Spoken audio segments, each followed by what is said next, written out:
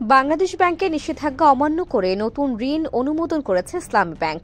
True fabrics limited নামের এক প্রতিষ্ঠানকে 250 কোটি টাকা ঋণ দেওয়ার অনুমতি দিয়েছে ব্যাংকটি।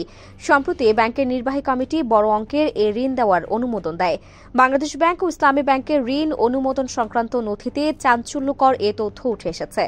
ব্যাংক খাতের সংশ্লিষ্টরা বলছেন, ব্যাংকটি এখনও পুরোপুরি ঘুরে দাঁড়াতে পারেনি। বাংলাদেশ ব্যাংক থেকে ধার করা টাকায় চলছে ইসলামী ব্যাংক।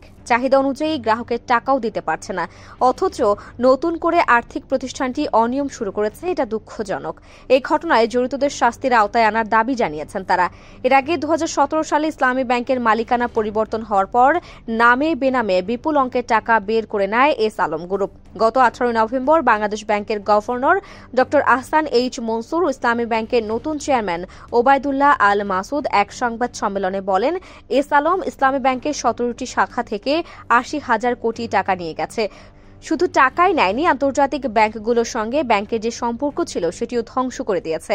এমন প্রেক্ষাপটে বাংলাদেশ ব্যাংকের পক্ষ থেকে আর কোনো নতুন ঋণ দিতে নিষেধ করা হয়েছিল, অথচ সেই নিষেধাজ্ঞা অমান্য করে নতুন করে ঋণ অনুমোদন দিয়েছে ইসলামী ব্যাংক। এ ঋণ অনুমোদন করেন বর্তমান পরিচালক ও নির্বাহী কমিটির ইসি চেয়ারম্যান মোহাম্মদ আব্দুল জলিল।